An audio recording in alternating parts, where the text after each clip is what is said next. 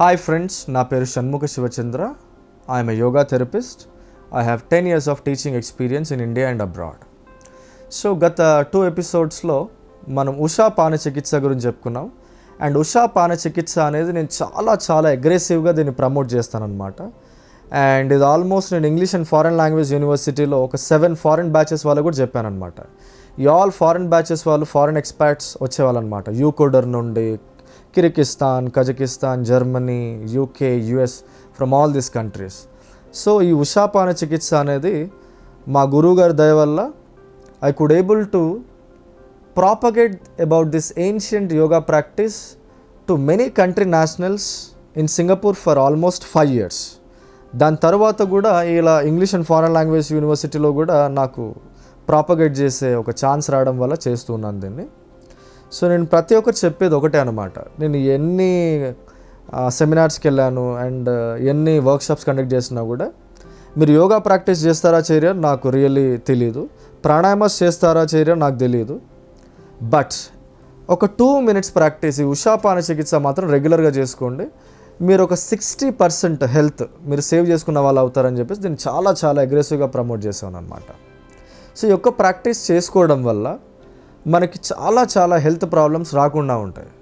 All health disorders we can keep in order so that మన బాడీలో ఉన్నటువంటి ఈ డిజార్డర్స్ ఏవైతే అంటామో, అది బ్యాక్ పెయిన్ అనుకోండి, నెక్ పెయిన్ అనుకోండి, ఇంకో వేరే డిజార్డర్స్, అది మన ఫిజికల్ యాక్టివిటీ లేకపోవడం వల్ల ఇంకా వేరే వాటి వల్ల స్టార్ట్ అవుతే ఈ సెడెంటరీ లైఫ్ స్టైల్లో బికాజ్ ఆఫ్ మోర్ కంప్రెషన్స్, రిజిడిటీస్, ఈ ఇన్ఫ్లమేషన్స్ అనేది ఎక్కువ ప్రొడ్యూస్ అవుతాయి అన్నమాట. సో ఇన్ఫ్లమేషన్స్ అనేది does lot of damage more. So ఈ ఇన్ఫ్లమేషన్స్, అన్వాంటెడ్ ఇన్ఫ్లమేషన్స్ మన బాడీలో ప్రొడ్యూస్ అయ్యి రిటైన్ అవ్వకుండా రెగ్యులర్గా ఉషాపాన చికిత్స చేయడం వల్ల ఏమవుతుందంటే అన్వాంటెడ్ ఇన్ఫ్లమేషన్స్ అన్నీ క్లియర్ అయిపోతాయి అన్నమాట. ఈ అన్వాంటెడ్ ఇన్ఫ్లమేషన్స్ అన్నీ క్లియర్ అయిపోవడం వల్ల మీ బాడీ క్లీన్గా ఉంటుంది, మీ బాడీ టెంపరేచర్ నార్మల్ ఉంటుంది and you have got lot of benefits అన్నమాట. సో ఇది నేను ప్రీవియస్ ఎపిసోడ్లో చెప్పిన విధంగా national geographic channel head quarters వాళ్ళు ఎంప్లాయీస్ వాళ్ళు పిలిచినప్పుడు హౌ కెన్ యూ జస్టిఫై ఉషాపాన చికిత్స చేయడం వల్ల మీరు డయాబెటీస్ తగ్గుతుంది అంటున్నారు, ఉషాపాన చికిత్స చేయడం వల్ల ఈవెన్ బ్లడ్ ప్రెషర్ కూడా రాదంటున్నారు, హౌ యూ విల్ జస్టిఫై అన్నప్పుడు నేను చెప్పాను అనమాట.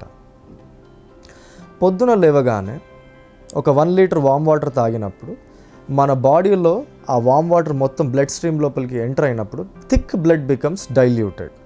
ఆ థిక్ బ్లడ్ ఎప్పుడైతే డైల్యూట్ అవుతుందో మన బాడీలో ఉన్నటువంటి ఎక్సెస్ సోడియం ఏదైతే ఉంటుందో అది మొత్తం డైల్యూట్ అయిపోతుంది. It will be used up by the body and the waste excess salts from the body will be expelled through the urination.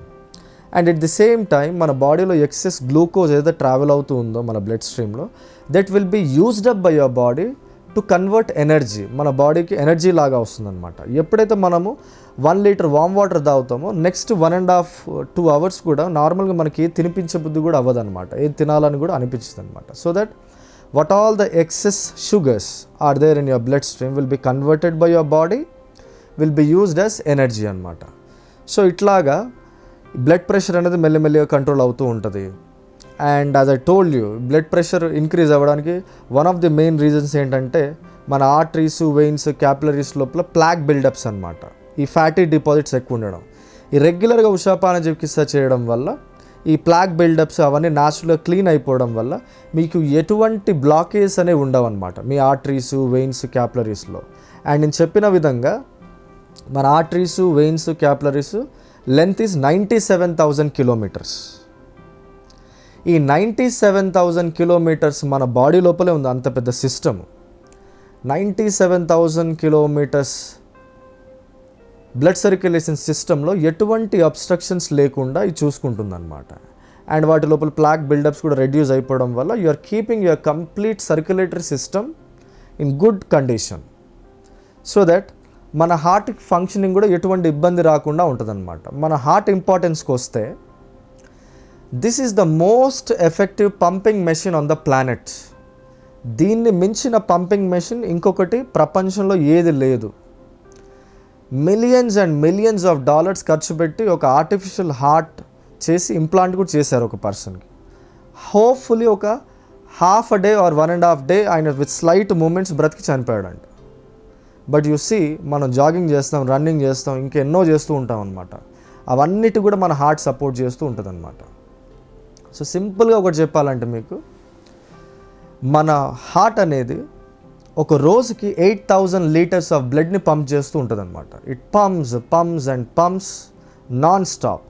8,000 లీటర్ల బ్లడ్ని ఒక రోజు పంప్ చేస్తుంది.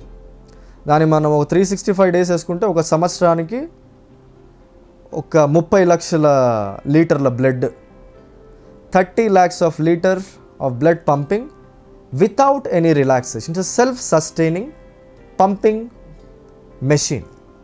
సో ఈ సెల్ఫ్ సస్టైనింగ్ పంపింగ్ మెషిన్కి జస్ట్ మన బిట్ సపోర్ట్ ఇస్తే చాలన్నమాట. వాటి functioning, ఆ self sustaining ఎలాగో మన బాడీకి ఉంటుంది కాబట్టి దాన్ని ఎటువంటి ఇబ్బంది పెట్టకుండా, ఎటువంటి కష్టం పెట్టకుండా, కొంచెం దానికి సెల్ఫ్ సస్టైనింగ్గా మనం ఈ ప్రాక్టీస్ చేయడం వల్ల ఆ థిక్ బ్లడ్ డైల్యూట్ అయిపోవడం వల్ల బ్లడ్ సర్క్యులేషన్ అనేది చాలా ఈజీగా ఉంటుంది అనమాట. ఎటువంటి హార్ట్ ప్రాబ్లమ్స్ రాకుండా ఉంటాయి ఫ్యూచర్లో. హార్ట్ ఇన్ఫ్లమేషన్ రాకుండా ఉంటుంది, ఇంకా హార్ట్ బ్లాకేజెస్ ఫామ్ అవ్వకుండా ఉంటాయి. And like this you have got many benefits out of it. ఇలాగే నేను క్యాన్సర్స్ గురించి కూడా చెప్పాను అనమాట. మీ బాడీలో ఉన్నటువంటి 100 trillion సెల్స్ని చాలా హెల్తీగా ఉంచుతుంది అనమాట. సో మనకి ఎటువంటి ప్రాబ్లమ్స్ వచ్చినా కూడా, హెల్త్ ప్రాబ్లమ్స్, మనకి 2 కళ్ళు ఎలాగైతే ఉన్నాయో only 2 things forms as reason అనమాట. Whether heart attacks, brain attacks, cancers, whatever it may be, either headache, back pain, neck pain, whatever it may be, there are 2 reasons. One is scarcity of oxygen, second is dehydration. Indirect dehydration అన్నమాట. So indirect dehydration అంటే ఏంటంటే, ఇప్పుడు తెలియకుండా పిల్లలు, మనము తరచూ ఒక cool drinks అనేవి చాలా తాగుతూ ఉంటారనమాట. Coming to especially carbonated drinks అనుకోండి. ఒక గ్లాస్ ఆఫ్ కూల్ డ్రింక్ ఏదైనా తాగారనుకోండి మీరు, అది బాడీలోంచి యాసిడ్ వెళ్ళిపోవడానికి మినిమం మనము ఒక 80 గ్లాస్ ఆఫ్ నార్మల్ వాటర్ తాగాలి. ఈ 80 గ్లాస్ ఆఫ్ వాటర్ మనం నెక్స్ట్ 3-4 డేస్లో కూడా తాగాం. సో ఈ యాసిడ్స్ లోపల అక్యుములేట్ అయిపోయి ఇన్ఫ్లమేషన్స్, అదే అనమాట హిడెన్ ఫైర్. చాలామంది అంటారు నేను వేడిగా ఫీల్ అవుతున్నా లోపల అని చెప్పేసి. సో ఆ ఇన్ఫ్లమేషన్స్ అనేవి లోపల క్యారీ ఆన్ చేసి it turns out to be cancers, other disorders అవుతూ ఉంటాయి అన్నమాట. కొద్దిమందికి వాటర్ తాగే అలవాటు చాలా మటుకు ఉండదు. ఆ వాటర్ తక్కువ తాగడం వల్ల ఏమవుతుందంటే, మన ఎగ్జాంపుల్ చెప్పాలి అంటే, మన హైడ్రోక్లోరిక్ యాసిడ్ అనేది ప్రొడ్యూస్ అవుతుంది మన తిన్న ఫుడ్ని డైజెస్ట్ చేయడానికి. ఆ హైడ్రోక్లోరిక్ యాసిడ్ అనేది ఏదైతే ప్రొడ్యూస్ అవుతుందో ఆ స్టమక్ లోపల, అది మన స్కిన్ మీద పడింది అంటే స్కిన్ గాలిపోతుంది, మొత్తం ఇన్ఫ్లేమ్ అయిపోతుంది అన్నమాట. సో అంత కొరెసివ్, అంత హార్డ్ యాసిడ్ మరి స్టమక్ లోపల ఎలా ఉంటుంది అంటే, it's because of thick mucus membranes అనమాట. ఈ స్టమక్ లైనింగ్కి ఏవైతే ఉంటాయో థిక్ మ్యూకస్ మెంబ్రెయిన్స్ ఉంటాయి. ఈ వాటర్ తాగినప్పుడు ఈ జ్యూసెస్ కూడా లోపల ఆ హైడ్రోక్లోరిక్ యాసిడ్గా బాగా డైల్యూట్ అయిపోయి తిన్న ఫుడ్ ఈజీగా చేయడము, డైజెషన్ అయిపోవడం అంత ఉంటుంది. ఎప్పుడైతే వాటర్ సరిగ్గా తాగరో, అండ్ దట్ టు లేవగానే ఆల్రెడీ బాడీ డిహైడ్రేషన్ స్టేట్లో ఉంటుంది, దానిపైన ఒక కాఫీయో, టీయో, ఇంకా వేరే డ్రింక్స్ తాగడం వల్ల ఇంకా డిహైడ్రేషన్ చేసిన వాళ్ళు అవుతారు అనమాట. సో లోపల ఉన్న లిక్విడ్స్ అన్నీ ఇంకా కొరెసివ్ అయిపోయేసి ఆ మ్యూకస్ మెంబ్రెయిన్ ఏదైతే అంటున్నానో స్టమక్ లోపల, అది టేర్ అవుతుంది. ఎక్కడ వీక్ రీజన్ ఉంటే అక్కడ టేర్ అయిపోయేసి మెల్లిగా అక్కడ ఇన్ఫ్లమేషన్ ప్రొడ్యూస్ అయ్యి, ఆ సోర్నెస్ కాస్త అల్సర్ లాగా ప్రొడ్యూస్ అయ్యి, ఆ అల్సర్ కాస్త క్యాన్సర్స్ లాగా టర్న్ అవుతుంది అనమాట.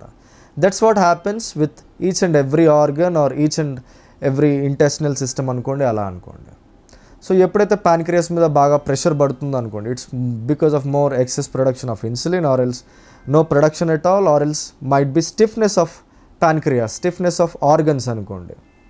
సో దట్ ఏదన్నా సెల్ డ్యామేజ్ అయింది అనుకోండి, due to inflammation, and it creates cancers, all this అనమాట. So to tell you one thing as simple as that, ఇంకా డీటెయిల్గా వీటన్నిటి గురించి ఎక్స్ప్లెనేషన్స్ నేను ఇచ్చాను యోగా క్రోమియం నా సైట్లో www.yogachromium.comలో.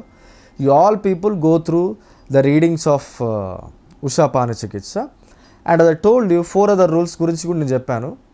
ఈ ఫస్ట్ రూల్ ప్రాక్టీస్ చేసిన తర్వాత మీరు 9 నుండి మీకు ఇక నైట్ వరకు మీరు ఎప్పుడు నీళ్ళు తాగాలనిపించినా కూడా జస్ట్ ఒక గ్లాస్ వాటర్ తీసుకొని సిప్ నోట్లో పోసేసుకొని మెల్లిగా రొటేట్ చేయండి, left right up down slowly, then swallow అనమాట. That is called sipping technique అనమాట. ఈ సిప్పింగ్ టెక్నిక్ ప్రాక్టీస్ చేయడం వల్ల you are sending more saliva inside to your abdomen అనమాట.